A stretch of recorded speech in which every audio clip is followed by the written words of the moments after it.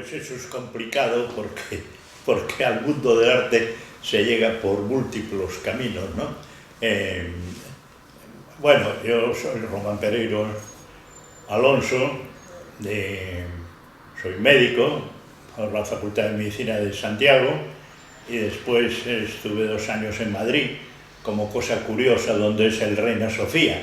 Yo estuve 2 años haciendo todas las autopsias del Reina Sofía con un compañero asturiano y después fui a ampliar estudios a París, en el Hospital Broca, de los primeros citopatólogos que fueron de España a hacer citopatología y anatomía patológica en el Instituto del Cáncer de París. Después me establecí y hasta que me jubilé, pues hay un lapsus de vida profesional largo, que es más que un lapsus, que es toda una vida profesional, y retomé la fotografía con la jubilación. Yo fui primer premio de arte universitario en Santiago, cuando estudiaba segundo de carrera, en la primera exposición de arte universitario, y en la sección de fotografía me habían premiado. Era la época de que funcionaban muy bien las agrupaciones fotográficas. Aquí en Vigo, la agrupación fotográfica gallega, nos volvía locos ver aquellas exposiciones, sobre todo de aquellos que tenían unas grandes máquinas, y nosotros trabajábamos con máquinas muy pobres, llenas de recursos, ¿no? Y decíamos, ¿cuándo podríamos tener? Yo siempre era mi obsesión tener una Rolleifle. Yo decía, si yo tuviera una Rolleifle haría lo mismo que Ramón Fernández o que todos aquellos fotógrafos que admiraba, ¿no? Después, cuando me compré la Rolleifle, me di cuenta que no era problema de máquina, era problema de coco, de concepto, de saber observar el mundo, ¿no? Y esto es la historia. Ahí, en esa época, participé mucho en concursos. Yo fui premiado en la época aquella que se pusieron de moda las diapositivas en color. En la primera exposición que hubo en Vigo, organizada por la agrupación fotográfica de diapositivas en color, me habían premiado una de esas diapositivas y, claro, aún estaba soltero y ahora ya he hecho las bodas de oro y era una fotografía de mi mujer la que habían premiado y de mi novia en aquella época. Y después aquí hubo un gran fotógrafo, no sé si lo conocéis, había la familia Bilbatúa, y también hacía selección de donde se revelaba y te exponían, y te sentías muy orgulloso cuando te veías en el escaparate de las mejores fotografías de los últimos meses, ¿no? Siempre fue un mundo muy interesante, las charlas en la agrupación fotográfica. Iba a Orense o a La Coruña, mandaba a concursos, y después, con el agobio del ejercicio profesional, prácticamente me dediqué a fotografías familiares de viajes, porque realmente cuando te dedicas a la fotografía necesitas un tiempo, una reflexión, que a mí la profesión no me dejaba porque vivía muy agobiado del trabajo, tenía un trabajo excesivo, ¿no? Y entonces se me abrió de repente el campo cuando me jubilé y vi de nuevo el mundo. Pude disfrutar del mundo en este sentido, en el sentido visual, ¿no? Y observar las cosas y empezar a salir y buscar la luz y volver otro día y a ver si cazas aquel rayito mágico que te puede crear un instante divino en un paisaje, ¿no? Y todo eso, esa búsqueda, pues es la que me entretenía profundamente y lo tomé con más vehemencia que incluso en mi juventud, ¿no? Y aquí estoy, metido en esto. La fotografía la tengo grabada desde mi infancia. Mi familia, sobre todo por parte de mi padre, pues le gustaba mucho, disfrutaba de la fotografía y del cine, y uno de mis primos mayores, porque mi padre era el más joven de varios hermanos y yo era de la rama de los más jóvenes, pero yo admiraba mucho a un primo mío, mi primo Manolo, que era un buen fotógrafo. Todas las fotografías de juventud están hechas por su padre o por él, ¿no? Y entonces era una cierta admiración. Y mi padre también era un hombre que admiraba mucho. De la mano de mi padre fui a las primeras exposiciones de arte, en aquellas pocas exposiciones que había en un sitio como Vigo, pero viví un poco el ambiente cultural, como el ambiente de la música. Yo pasaba grandes temporadas con mi familia de Santiago.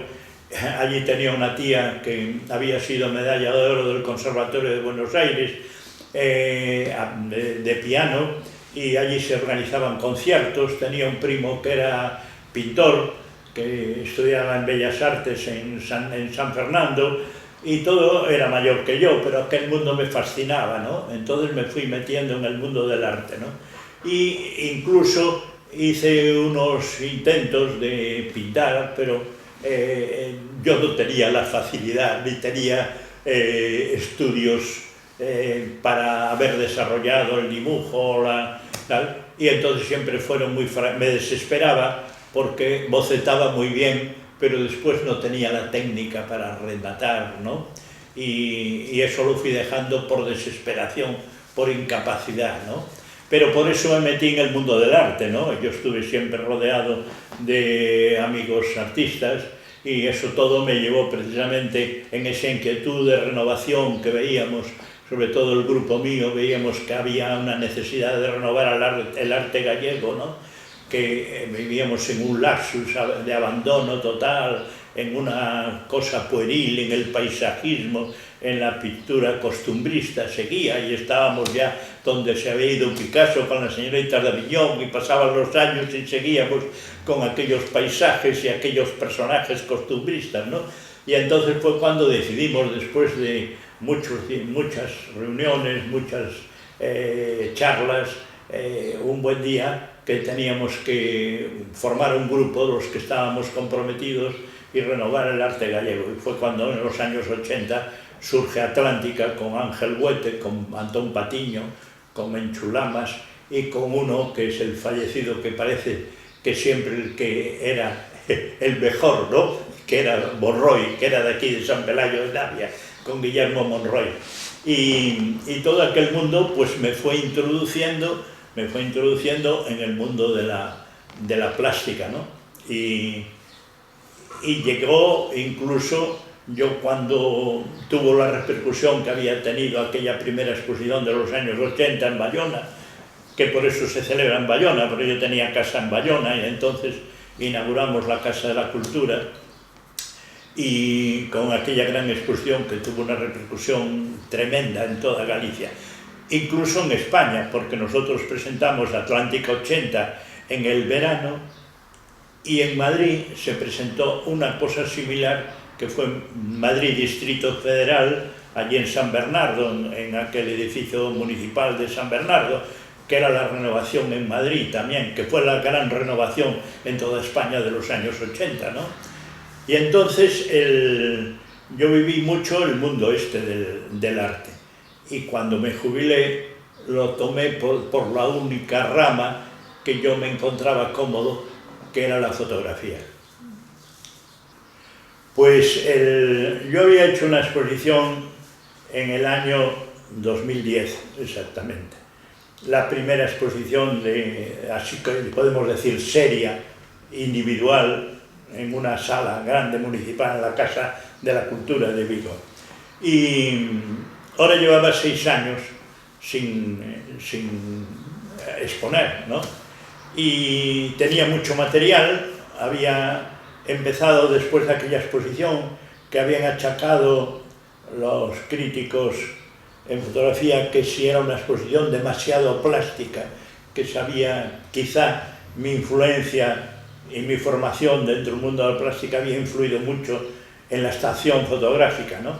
Y entonces quería que fuera esta exposición una exposición, llamémoslo por decirlo de alguna forma, más fotográfica, más tal. Un día paseando por Gondomar me encontré un bosque totalmente marcado con puntos rojos. Y aquello me fascinó. Empecé a ir a visitar aquel bosque a diversas horas del día, a fotografiarlo, y me fascinaba ver aquel bosque marcado con aquellos puntos rojos, hasta que un día llegué y era para talar, y lo habían talado todo, desapareció el bosque rojo. Entonces, a partir de esas marcas, empecé a encontrarme otras marcas, como eran los lazos, cuando uno estaba midiendo un terreno, los lazos rojos por el valle. Después me fascinaban los stops, los prohibidos, y me fui dando cuenta que nosotros estábamos dirigidos por cosas, por marcas, o estábamos detenidos por marcas, y que las marcas nos influían muchísimo en la vida. Incluso las marcas que conocéis, las marcas de la fe, las ofrecidas a los santos, que van con sus marcas propias, a la Virgen de la Salud, o a San Blas, o a cualquier otra tal. En nuestra vida influyen terriblemente las marcas, ¿no? Y entonces se me ocurrió hacer una recopilación de todas esas marcas que aparecen en las paredes, en nuestra vida, ordenándonos, deteniéndonos, tal. Y por eso la exposición se llama Un mundo marcado, ¿no? Que es el mundo en el que nos movemos habitualmente, pero que esas marcas muchas veces pasan desapercibidas. Y entonces lo que me dediqué a observar y a buscar marcas, ¿no? Y esto fue, entre nosotros aquí en Galicia tenemos incluso, estamos muy marcados por las marcas del camino, el gran camino de las estrellas, ¿no? Pues yo lo he hecho hace unos años y es una delicia cómo vas siguiendo las flechas, ¿no? Y sin darte cuenta llegas a buen destino sin conocer en absoluto la ruta, ¿no? Solo por las marcas, ¿no? Y entonces también hay una pequeña recopilación en donde está presente también el camino, ¿no? Este es en sí es el fondo de que motivó el que la exposición se llame Un mundo marcado. Pues yo, después de esa experiencia primera en aquella sala, que era una buena sala, la sala de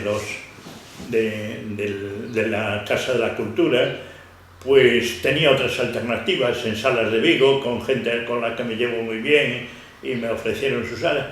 Pero yo lo que tenía muy claro en esa ocasión era que no quería una sala convencional.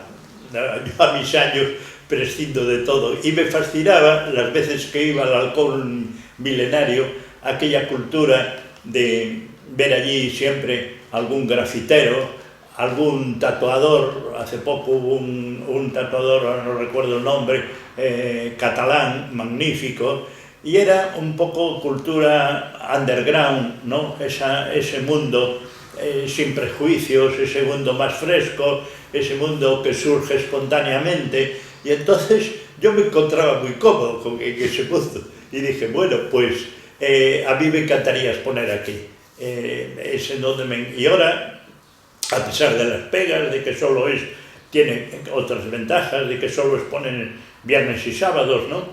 Pero lo fundamental es encontrarte cómodo contigo mismo y que estés muy bien situado en ese espacio que has escogido. Y a mi edad lo que tenemos es que ser sinceros con nosotros mismos, y ese espacio era el que más me apetecía por su espontaneidad, sobre todo.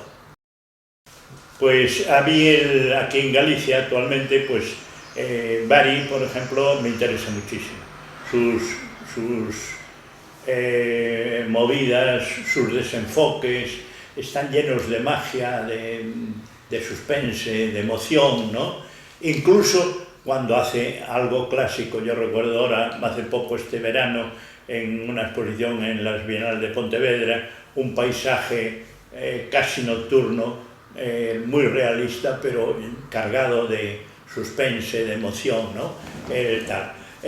Después otro paralelo con Bari es, ¿cómo se llama? El Vilariño. Vilariño, soy muy amigo de Vilariño, he admirado muchísimo a Vilariño, sobre todo aquel Vilariño primero de los animales, de los pájaros transformados, aquella manipulación de la materia, aquel concepto que hay detrás de la fotografía de Vilariño, es fantástico, ¿no? Y siempre me fascinó el Vilariño, ¿no? Y hoy en Galicia hay muchísima, sobre todo la generación joven, la fotografía de Eva Díaz, sobre todo lo último que está haciendo, me gusta muchísimo. La Carla Andrade, por ejemplo, es una chica que me gusta también su forma de enfocar su mundo. Es otra cosa distinta, es otro mundo distinto, pero también muy interesante, ¿no? Ese mundo un poco de los viajes, la recopilación de los paisajes tratados con una visión muy especial, muy personal, porque la fotografía es eso, esa visión personal de los sitios por donde te mueves, ¿no? O sea que y yo creo que hay una cantidad de gente joven en el momento actual enorme que está trabajando. Estamos bombardeados por un exceso fotográfico, podemos llamarle, ¿no? Pero un exceso fotográfico que después de descartar pues el 95% que es paja, te encuentras con ese 5% tan magnífico de gente buena, que reflexiona, que lleva una vida en donde vas viendo los progresos, que te sorprende en cada nueva exposición con una temática nueva y sorpresiva, ¿no? Yo creo que estamos en un momento magnífico, ¿no? Solo te digo por citar unos cuantos nombres, ¿no?